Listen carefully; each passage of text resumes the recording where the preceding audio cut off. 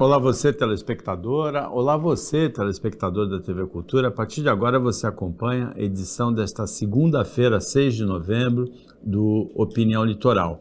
Você vai ter comentários, análises das notícias pelo advogado e empresário João Vilela, pelo arquiteto Alessandro Lopes. A gente vai começar conversando, João, sobre aquele temporal, aquela ventania muito forte de sexta-feira no litoral de São Paulo, em todo o estado de São Paulo. Vinha de um ciclone extratropical formado no sul do país, que produziu prejuízos que a gente lamenta, 7 mortes, inclusive uma no litoral, em Ilhabela, provocadas por essa ventania, por essas chuvas, por essas quedas de muros, de paredes, de árvores, e pela interrupção de energia elétrica, que provocou prejuízos muito grandes para comerciantes, consumidores em todo o estado de São Paulo. Ainda na manhã de hoje, mais de 400 mil residências não tinham tido restabelecido a conexão com a energia elétrica em todo o estado de São Paulo. Boa tarde, João. Boa tarde, Paulo. Boa tarde, Alessandro. Boa tarde a todos. Essas coisas da natureza cada vez se intensificando mais, né? A gente tem que preservar a natureza até por um bom senso. O pessoal fica brigando, mas isso foi por causa da questão climática, não foi, isso é uma coisa que acontece tempos, não importa. A gente tem que pensar que a gente tem que se integrar à natureza. Eu acho que a palavra mais importante hoje é que o ser humano tem um pensamento que fica brigando politicamente por causa disso, por causa daquilo, e não é isso. A gente tem que se integrar à natureza, preservar, até por uma questão de bom senso, de inteligência, e entender o que está acontecendo com o mundo agora. Parece que está tendo uma mudança grave, grande, e isso parece estar se intensificando cada vez mais. Viu no México agora, semana passada, em Acapulco, acabou com a cidade, parece uma bomba atômica na cidade, uma coisa assustadora, e agora acontecendo em qualquer lugar. O Brasil ainda tem muita sorte nisso, porque nós temos, foi um furacão classe 1, que é pequeno, mas nós temos muita sorte nisso. Nós não temos terremoto, temos maremoto, temos vulcão, temos um monte de coisa. E as tempestades, por mais perversas, não chegam ao nível que chega em alguns lugares do mundo. Então nós temos ainda essa certa tranquilidade, mas nossa estrutura é ruim. Nossa infraestrutura sempre é ruim. E a gente tem que pensar melhor nisso, em árvores que sejam mais sustentáveis, plantar mais árvores, inclusive. Vendo essas tempestades, cai um monte de árvore e ninguém replanta da forma adequada. Tem árvores erradas, plantadas erradas na cidade. Temos que alterar essa parte toda. E nós temos que ter um pensamento de saber utilizar essas forças da natureza. Porque também isso pode gerar muita energia também.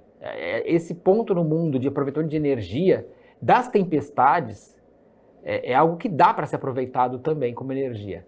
Então, são vários aspectos que temos que pensar, estruturar, fazer um planejamento de como melhorar as cidades, de adequações, até de construções realmente, para não ter esse problema tão agravado e ter uma proteção maior, e a gente saber utilizar de uma forma que possa reverter um resultado até positivo.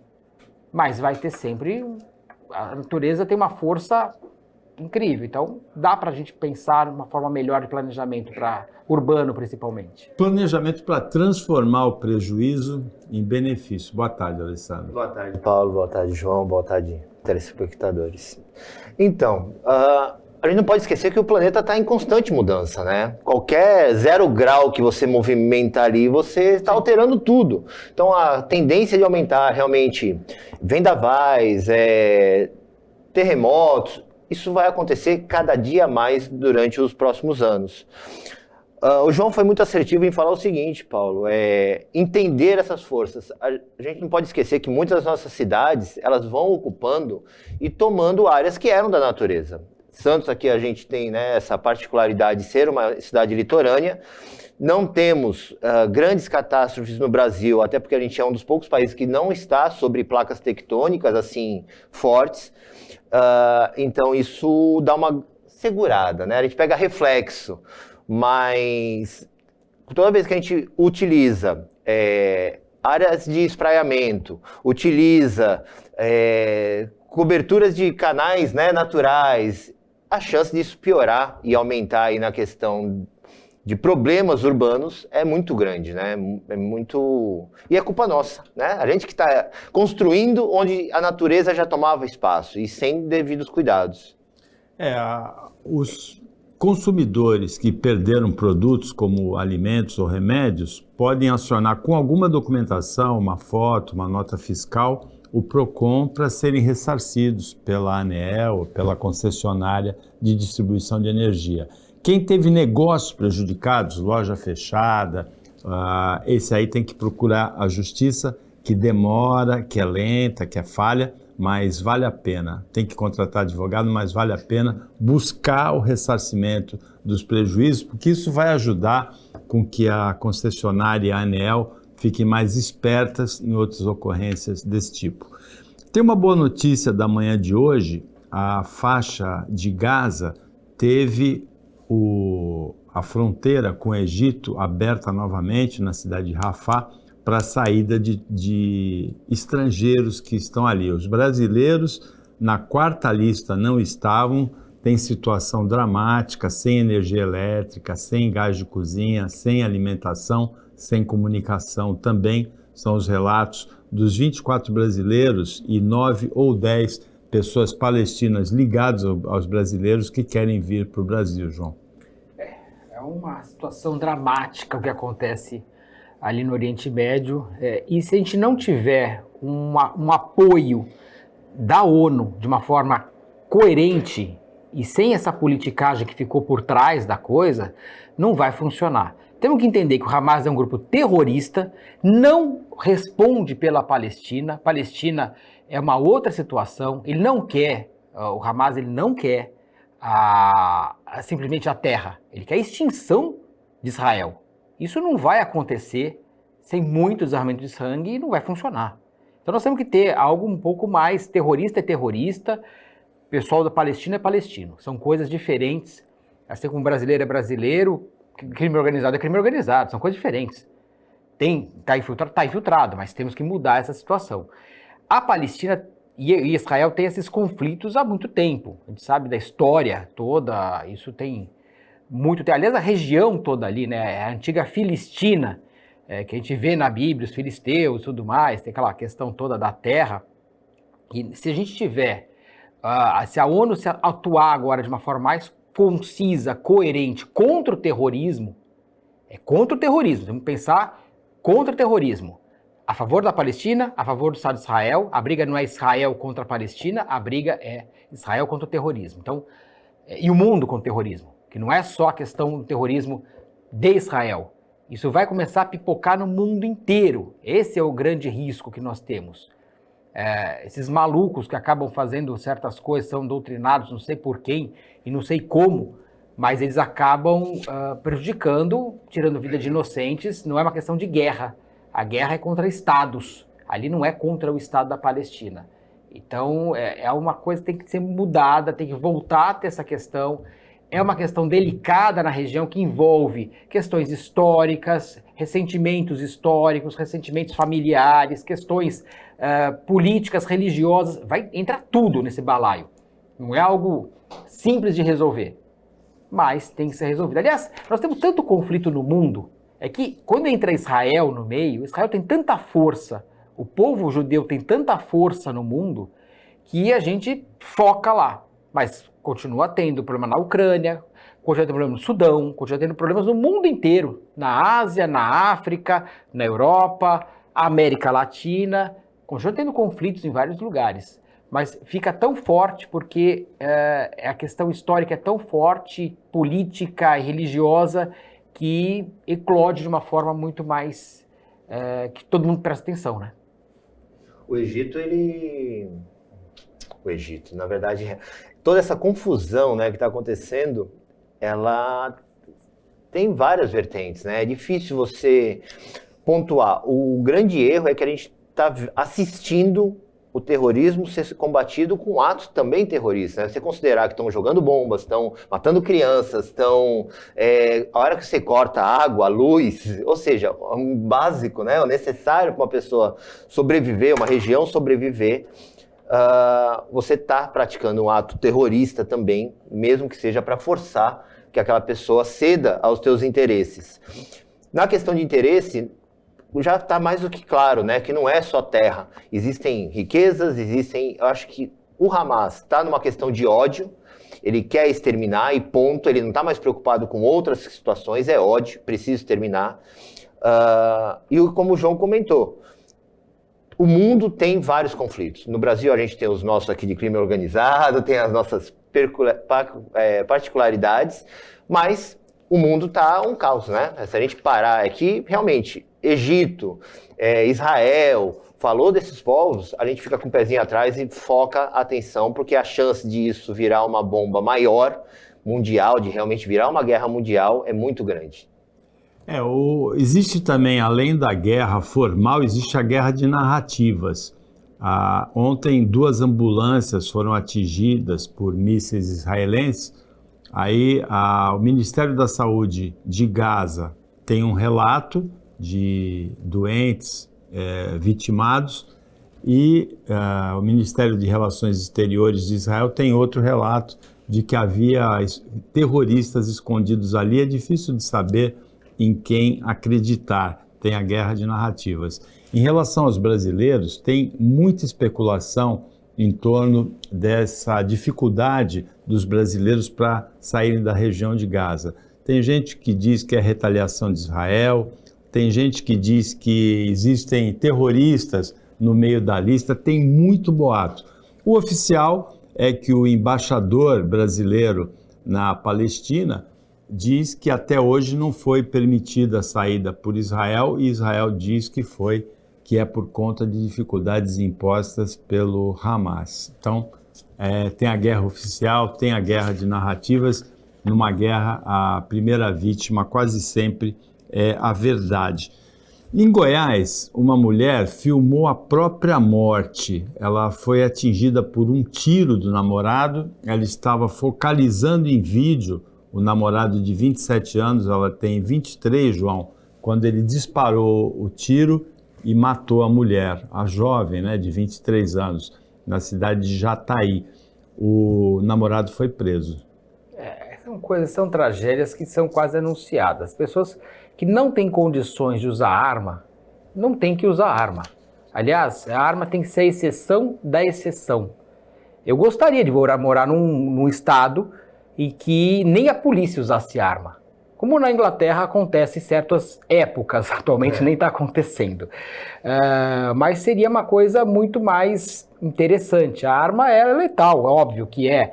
E se a pessoa não tiver preparo psicológico, físico e tudo mais, ela não pode nunca chegar nem perto de uma arma, porque é perigoso, é complicado. Infelizmente no Brasil nós temos uma situação muito mais complicada do que seria o razoável. Essa questão toda do crime é complicado, essa questão de você ter que se defender e precisar se defender, não só a arma. É um absurdo você ter que ter um carro blindado, por exemplo. É absurdo. Porque você está tentando se defender de algo que é terrível. Eu tenho uma prima minha que hoje só anda em carro blindado. Eu estive com ela falou, não tem condição, já fui assaltada tantas vezes, já levei tiro. E eu conheço tanta gente que já levou tiro.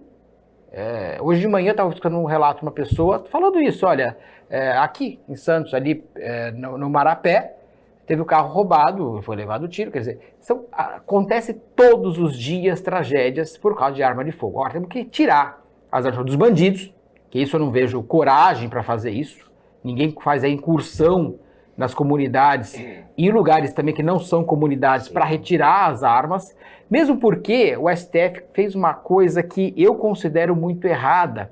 Quando ele colocou lá que não deveria fazer as incursões nas comunidades de uma forma mais de colocar endereços incertos, isso gerou um problema grave para o judiciário, porque o juiz ele vai colocar lá, olha, eu vou fazer uma busca e apreensão. Quando na comunidade você não tem exatamente o endereço. Justamente o que você não tem é regulação fundiária nas comunidades. Você não sabe de quem que é aquela casa, de quem que é aquele imóvel.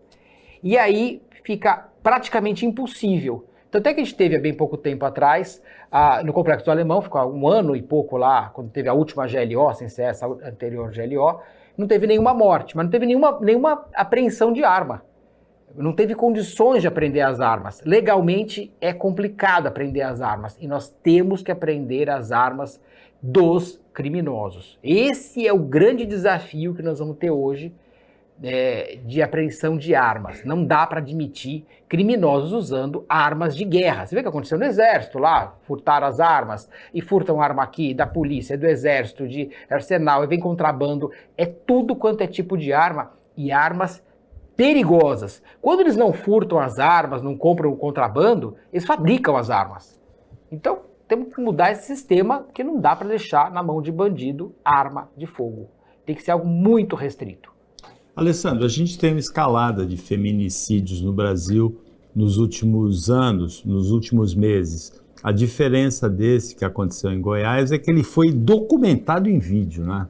E foi, na verdade, um acaso, né? Ela estava filmando, ele até alegou a questão de que não foi ele, que passaram 2 pessoas de moto, né? Pelo que a gente vê e ouve aí das reportagens. E quando resgataram o celular dela é que perceberam que realmente ele tinha sido registrado atirando na pessoa. E a quantidade de jovens, né, Paulo? Tanto de feminicídio quanto de jovens, de tudo quanto é idade, 20, você vê aí esses dois, né, 26, 23, a gente está se exterminando no jovem. Numa outra pauta a gente falou da questão dos idosos, né, que estavam vivendo mais, temos muito mais pessoas idosas, mas ao mesmo tempo a gente está, esse outro lado, os jovens se matando por motivos fúteis e bem levianos, né? A escalada da violência, a relação com as armas é uma relação que a gente até precisa assimilar melhor, entender melhor, mas que existe uma relação clara, isso ninguém pode negar. Opinião Litoral para o intervalo, é bem rapidinho, fica aí com a gente.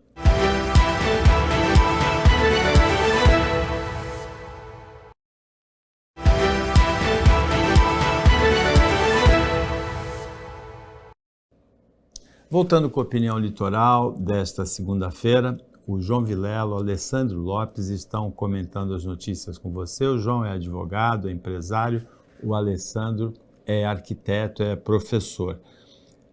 Alessandro, na semana passada a gente comentou aqui a notícia de que o presidente Lula tinha assinado um decreto de garantia de lei e ordem nos portos de Itaguaí, Rio de Janeiro e Santos, e nos aeroportos do Galeão e de Guarulhos, Cumbica, em São Paulo.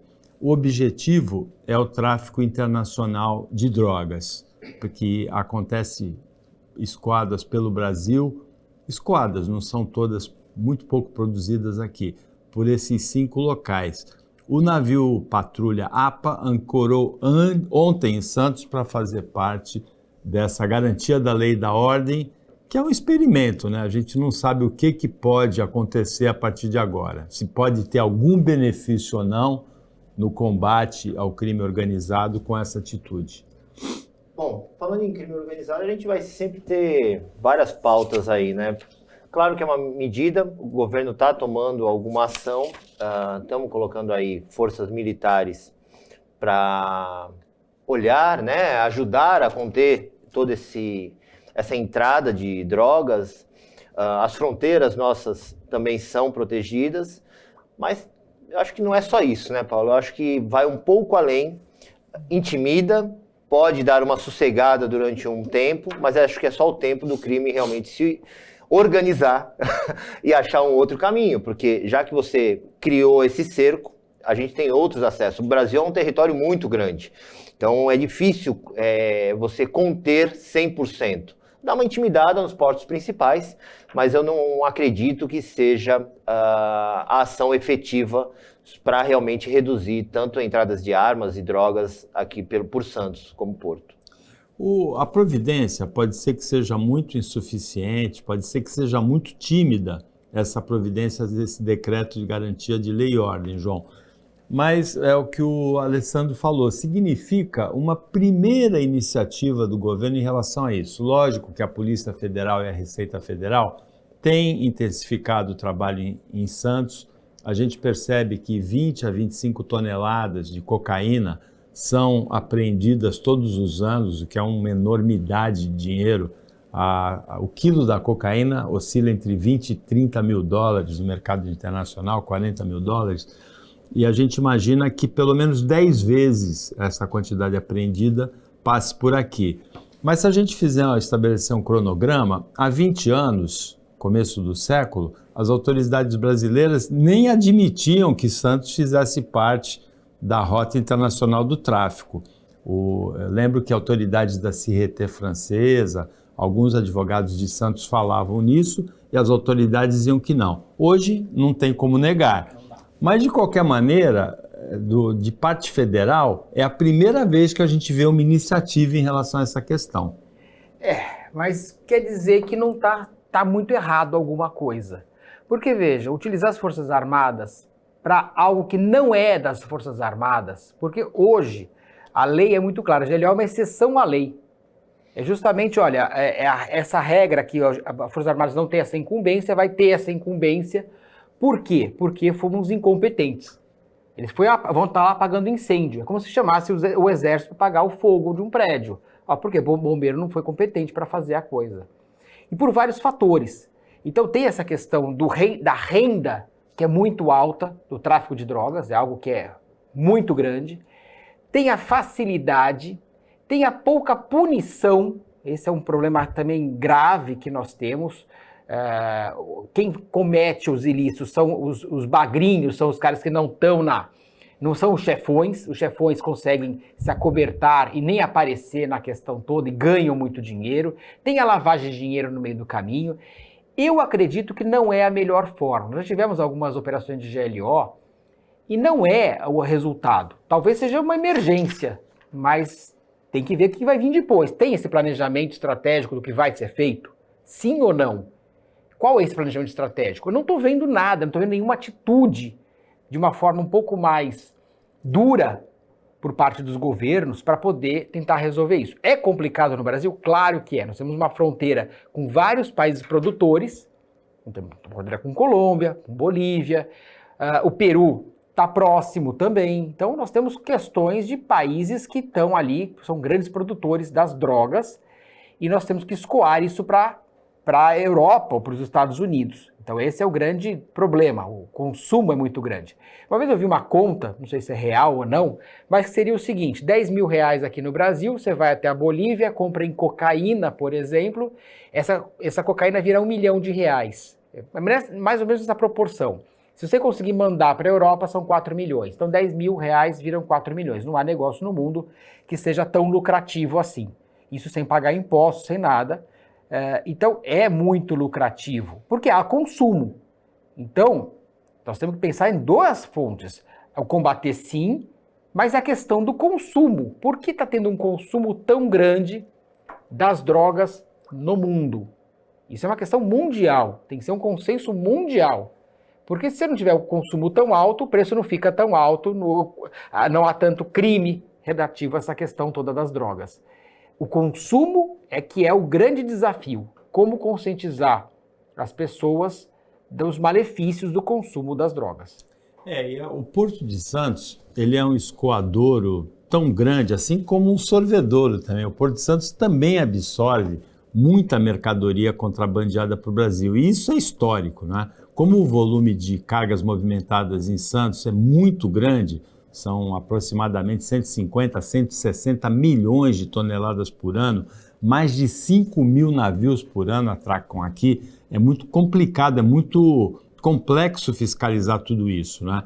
É tão grande esse volume que a Receita Federal tomou uma iniciativa interessante. A partir do ano que vem, Santos vai ter um museu dos produtos contrafeitos. Um museu, fica uma atração turística, ir lá na sede da Alfândega, no centro de Santos, ou aqui, né, porque nós também estamos no centro de Santos, e verificar quais são os produtos que já entraram, que já saíram do Brasil de maneira irregular, né, Alessandro? Mais um museu, né, Paulo?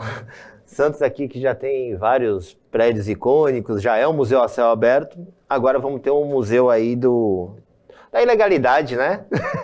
Enaltecendo e mostrando tudo que já foi apreendido dentro do Porto de Santos.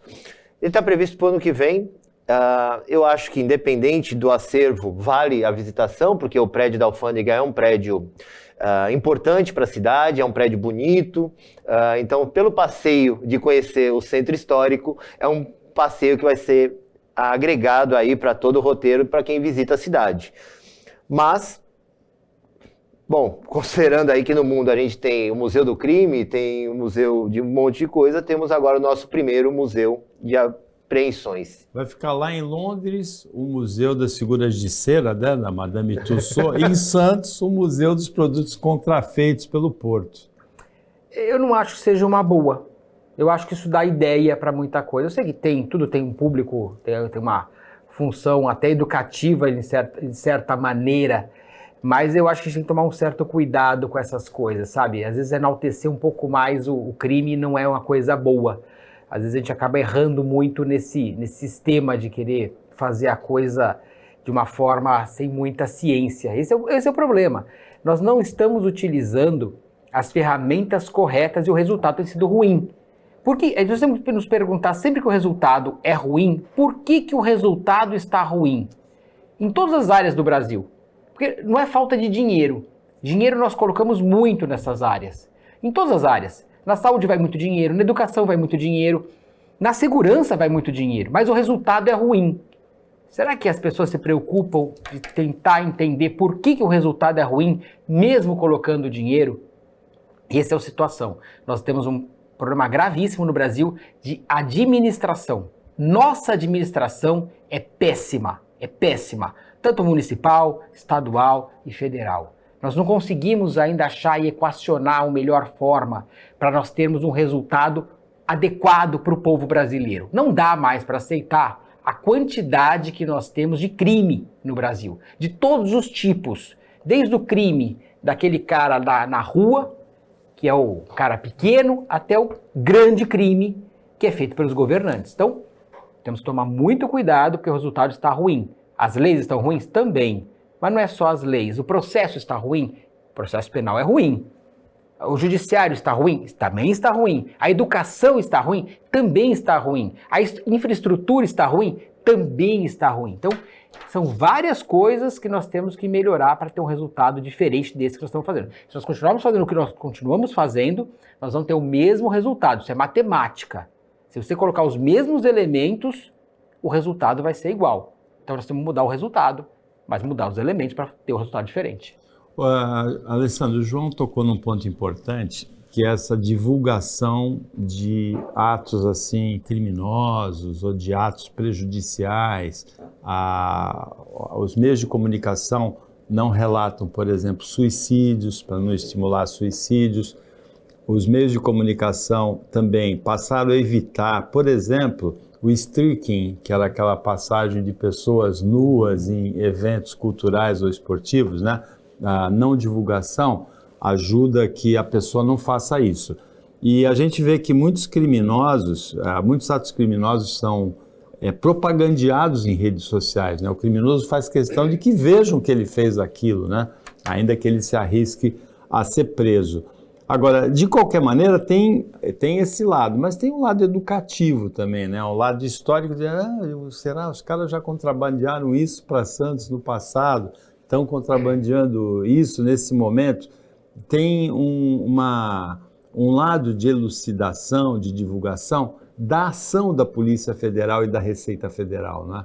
Na verdade, é para criar realmente um histórico, né? Você vê que, como eu comentei, você tem aí o Museu do Crime, não vou lembrar agora se é nos Estados Unidos, enfim, mas você tem visitação em Alcatraz, eu acho que tem o Museu da Tortura. Eu acho que, na verdade, na questão educativa, vai mostrar o que já tentou, né, mostrar essa ousadia do que já tentou trazer por meios ilícitos para dentro do país. Mas, realmente, gera uma curiosidade, vai gerar público, vai gerar visitação, para a economia é legal, mas concordo em gênero, número e grau com tudo que vocês comentaram. Tem que tomar cuidado, porque quanto mais você demonstra, você pode instigar naquela pessoa, como hoje é na moda falar, né, dar gatilhos para aquela pessoa que nem pensou em fazer isso, falar, poxa, vou tentar também. A última vez foi em 1800, vou tentar agora de uma outra forma, tenham mais recursos. Então, tudo com muita ponderação, muito cuidado, mas tá aí, teremos nosso museu, eu acho que vale a visitação, como eu coloquei,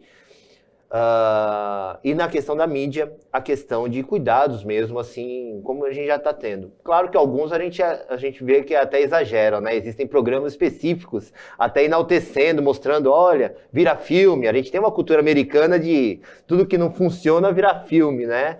Então, olha, tentaram invadir o banco, tentaram isso aí, acaba indo também contra, né? Essa proteção de não divulgar tanto e chamar a atenção para outras pessoas. Nos Estados Unidos, na capital Washington, tem o Museu Nacional do Crime e do Castigo. E em São Paulo, tem o Museu da Polícia Civil, que tem esse apelido, né? Museu do Crime. Em Santos, seria o Museu dos Produtos Contrafeitos no Porto. O Opinião Litoral para o intervalo, é bem rapidinho, fica com a gente que a gente volta já já.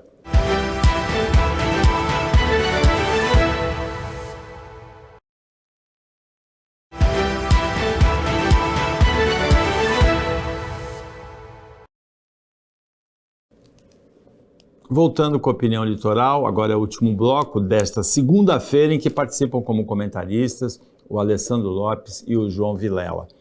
João, em São Paulo, uma investigação da polícia prendeu o dono de uma clínica, na verdade de uma rede de clínicas terapêuticas de recuperação de dependentes químicos chamada Kairos. E em setembro, houve a morte, no dia em que foi internado, de um homem de 38 anos. A polícia viu marcas de espancamento e tortura. A partir daí, foi feita uma investigação. O portal UOL da internet teve acesso a essa investigação. O dono da clínica foi preso e é um caso, mais um, né, realmente escabroso. Relatos de alguns ex-internos montam um quadro assim de horror completo dentro dessa rede de clínicas.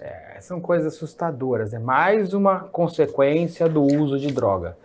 É uma coisa que a gente começa a analisar e falar da onde é que sai tanta barbárie. E vai acontecer, porque é justamente vai ter gente se aproveitando, vai ter gente séria, claro, vai ter clínica séria, não dá para generalizar de forma alguma, que vão tentar recuperar, que é um trabalho muito difícil, sem dúvida, todo mundo sabe, todo mundo já teve alguém na família ou conhecido que tentou se livrar do uso das drogas ou teve a vida devastada pelo uso das drogas, mas também é uma falha do poder público dos CAPs não funcionarem de uma forma adequada, que o CAPs seria justamente o lugar para você tentar reverter ou minimizar os danos das drogas. E nós precisamos também ter o CAPS funcionando de uma forma adequada. Mas eu vou voltar naquela mesma questão. O resultado do uso de drogas, enaltecido por várias campanhas no mundo inteiro, inclusive filmes, cantores que usavam, viravam ícones, uma série de maus exemplos, como se a droga fosse algo que pudesse produzir algo bom. Não produz. Ela só produz insucesso, empobrecimento, falta de QI, é algo devastador para a sociedade. Só é bom para quem vende. Para quem vende a droga é sensacional. Né? Para o crime organizado é sensacional. Mas a gente sabe que para a população tem sido muito ruim. Então, mais um caso. Quer dizer, você tem lá a clínica porque a pessoa usa droga. Isso no mundo inteiro está acontecendo. No mundo inteiro não, mas uma boa parte do mundo, principalmente ocidental, acontecendo o uso de drogas de uma forma muito abusiva. Nos Estados Unidos, drogas legalizadas, inclusive, não só as drogas que eram ilegais antes, mas remédios também, prescritos por médicos, que viraram os opioides, principalmente, que estão acabando com muitas famílias, muitas pessoas drogadas, necessitando de estrutura e de reverter esse quadro. Então, existem formas da gente melhorar isso, Paulo. Através da educação, através do esporte principalmente, através do bom exemplo. Nós temos que mudar essa conta. A conta do resultado tem sido muito ruim. E vai aparecer clínica que vão se aproveitar dessas pessoas que estão ali numa situação já deplorável, já a família já está numa situação complicadíssima, ainda pior ainda mais, com clínicas que são de forma completamente sem menor conceito técnico, clínico que deveria ser feito. Então, se a gente não mudar esse sistema da droga no Brasil, nós vamos entrar num redemoinho que já vários países estão mudando, viram que não deu certo. A Alemanha, a gente sabe que na região de Frankfurt havia a questão da possibilidade de uso de drogas, não deu certo, reverteram isso. Na Holanda, que a gente sabe como é que era a questão toda, já estão mudando isso. Não deu certo em países pequenos, estruturados, ainda mais, pensa que vai acontecer em países como o Brasil, grandes, populosos e sem estrutura. Essa questão dessas clínicas e todo esse apoio que tem, o brasileiro, a população ela é fragilizada, né? Você vê que qualquer coisinha, a gente ouve aí alguma coisa ou de suicídio, ou de morte por tiro, e a droga vai nessa. A pessoa que busca a droga, ela busca um prazer imediato de fugir de algum alívio, né? Ter algum alívio de algum problema que ela tenha. Pode ser para um medicamento, pode ser para uma droga lícita ou ilícita, ela está buscando isso. Então, ou seja, ela está fragilizada. E a família fica preocupada porque ela chega num ponto que ela não tem mais esse controle sobre o uso dessa droga. E aí acabam tendo toda essa questão de explorar, né? O João colocou bem. Deveria ter esse apoio melhor. Criam-se alternativas por ONGs, por institutos, por clínicas particulares que garantem ser uma solução mais rápida para tirar aquela pessoa daquela dependência química. E, na verdade, a gente se depara com fatos como esse, né? Que, na verdade, ali são grandes charlatões, vamos colocar assim, que estão aproveitando da pessoa que é fragilizada, dependente, levando dinheiro de uma família preocupada em resgatar aquele ser ali do seu eixo familiar. E aí você descobre que, na verdade, eles estão lá apanhando. Se era para apanhar, então vão voltar lá no passado, vão apanhar em casa, né? Deixar pai e mãe bater, não precisa pagar para alguém fazer isso. Eu acho que tem que tomar muito cuidado. As drogas, bem colocado, países estruturados que são liberadas estão tendo problemas.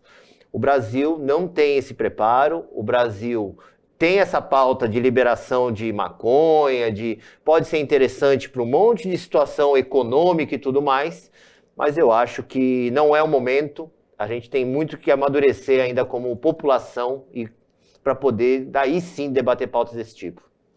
Olha, o Brasil terminou a participação nos Jogos Pan-Americanos com um desempenho acima do esperado, historicamente o melhor desempenho do Brasil, com 66 medalhas de ouro, segunda colocação atrás dos Estados Unidos, que tiveram mais de 120 medalhas de ouro. O Brasil ultrapassou o Canadá, o México e uma antiga potência esportiva que costumava ficar em segundo lugar, que era a Cuba. Em 2019, o Brasil já teve esse segundo lugar, ainda que com o desempenho abaixo. Em 1963, no Pan-Americano de São Paulo, o Brasil também foi o segundo colocado na década de 60, mas isso aí mostra um momento de crescimento do esporte brasileiro. Ainda precisa muito, ainda precisa ser obrigatório no ensino em período integral, ainda se precisa fazer nas escolas a triagem dos talentos, né? Porque com exceção do futebol, a gente não faz essa triagem de talentos para outros esportes. Mas mesmo assim, graças principalmente a esforços da iniciativa privada e alguma coisa do Exército, o Brasil tem crescido, João, em modalidades como ginástica, natação, no vôlei, no tiro e nas novidades também, né? Nos esportes recém-incorporados às competições olímpicas, como o vôlei de praia e o skate, não é? Paulo, você deu um resumo perfeito. O surf também, né? Sim, você deu um resumo perfeito do que aconteceu, o que acontece e o que precisa fazer. É isso que tem que ser feito mesmo. A questão na escola é fundamental, a escola tem que participar do esporte de uma forma muito mais ativa, ajuda a resolver aquela questão da droga também lá atrás, né, que a gente está falando agora há pouco. O esporte é algo que pode gerar muito mais divisas. Nós temos um país propício ao esporte. A maioria dos esportes, claro que esportes de neve, nós somos o pior país do mundo praticamente nesse ponto, mas por questões óbvias. Mas a gente tem a questão do clima ser muito bom, uma população muito grande, nós temos uma população de 210 milhões de habitantes, isso também gera muita questão, mas por que os Estados Unidos vai tão bem? A gente tem que se preocupar e pensar nisso. Por que quando a China está no esporte vai tão bem? Por que quando certos países, o que esses países fazem diferente? Esses países com menor população que o Brasil, Estados Unidos não, em China também não, mas muitos países com população menor que o Brasil, por que o esporte vai tão bem? É a escola. A escola é o caminho do esporte. O esporte faz parte da disciplina, o esporte faz parte de você ter uma tarefa diária, de você ter um trabalho diário, e essa é a diferença. A escola é o diferencial para a gente ter um esporte com muito mais força. E esses países que deram certo no esporte, mesmo países são menores, como Cuba era antigamente. Cuba hoje está numa situação ainda pior do que estava, por vários motivos também, que já é terrível. E a escola de Cuba também foi atrasando também por uma falta de tecnologia. Ali Cuba, você falou, por que Cuba, que sempre foi um dos destaques no Pan-Americano, está chegando nesse ponto? Não tem tecnologia. E nós estamos colocando aos poucos tecnologia no esporte. Quanto mais... Então são dois fatores. A escola, para você descobrir os talentos, como você colocou, e a tecnologia. Hoje não há esporte sem tecnologia.